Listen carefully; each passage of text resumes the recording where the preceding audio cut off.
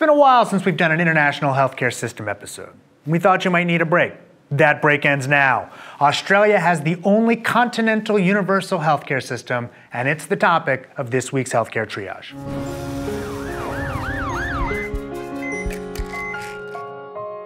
Like pretty much every other country we've covered, save the United States, Australia has a universal healthcare system. It's called Medicare.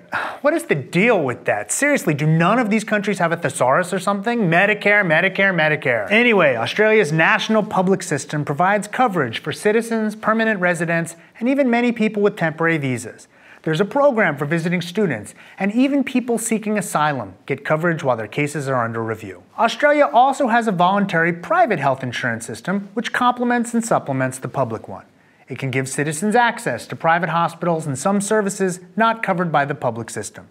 The tax system incentivizes the purchase of private insurance for many individuals and families. Medicare also allows people to get free inpatient care in public hospitals, free access to most medical services, and prescription drugs. The federal government also works with more local governments to provide population health, mental health, some dental care, some physical therapy, and services for veterans. Medicare pays for somewhere between 85% and 100% of outpatient services. It also pays for 75% of the medical fee schedule for private patients who use public hospitals. Whatever isn't covered must be paid for by patients. Doctors can charge whatever they want, although incentives are in place to make bulk billing more likely for the elderly, poor people, children, and people who live in rural areas. Members of those groups also get a discount on drugs. Their co-pays on prescriptions are around $5.90 Australian versus $36.10 for everyone else. There are out-of-pocket maximums. When an Australian is paid out $421.70, then Medicare covers 100% of the fee scheduled for doctors for the rest of the year. When they reach $1,221.90, then 80% of all out-of-pocket costs are covered for the rest of the year. For people in the special groups I mentioned before, the threshold is lowered to $610.70. Yes, that's complicated. Thanks, Australia. There are also ways for families to pool such spending and to hit the limits faster. There are pharmaceutical subsidies for those who reach a threshold of $1,391 in a calendar year too for drugs.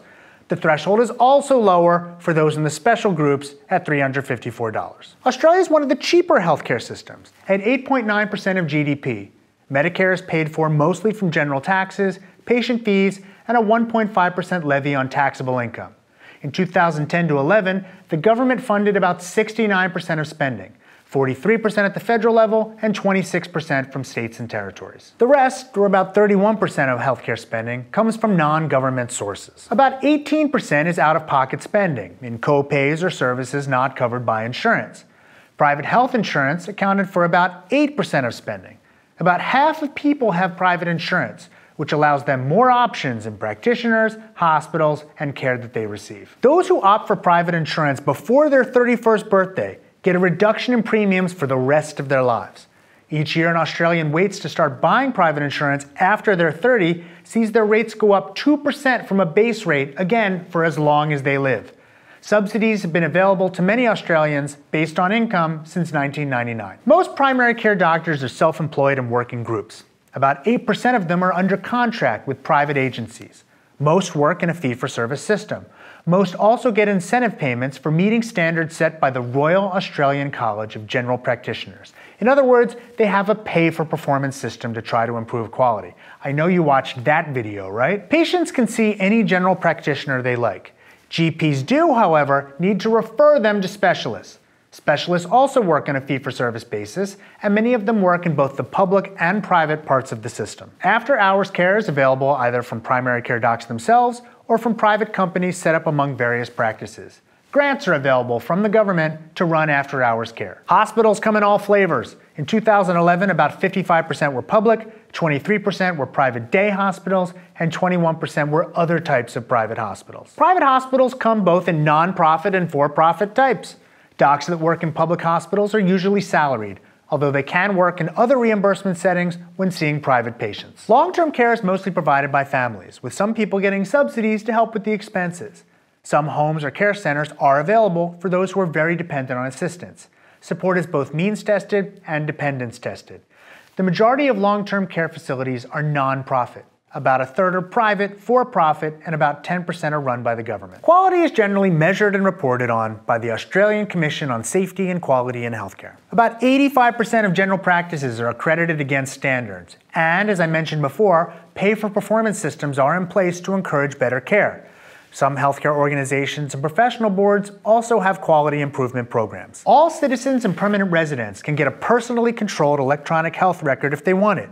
A fairly large amount of infrastructure exists to make such records interoperable at many facilities across the continent. Costs are controlled in a number of ways. The market uses generic drugs to keep pharmaceutical spending down. Almost all brand name drugs are bulk purchased by the government, which can also control pricing. New drugs have to prove their cost effectiveness before they're bought. Public spending is under global budgets, but as with some other countries, this can lead to increased wait times for elective things. There are also broadly negotiated fees for many services. The knocks against the system will be familiar to those of you who are familiar with the series. Australia is worried about a shortage of professionals, but who isn't? In terms of quality, Australia sometimes comes behind some other countries we've discussed, but certainly beats others, like the US. The private overlay makes some people there concerned about a two-tiered system of care. It's interesting, though, that only about half of people opt for private insurance. Australia also has a disparities problem, with many indigenous populations having lower quality outcomes and poorer health than other citizens. But life expectancy is high, infant mortality is low, obesity is extremely low, and preventable deaths are rarer than a lot of other countries. And Australia does it for a reasonably small amount of money. In summary, Australia has a pretty robust public healthcare system with a private overlay that half of people use for better access and services. If that sounds familiar, it's because it's much like other systems we've talked about, including France.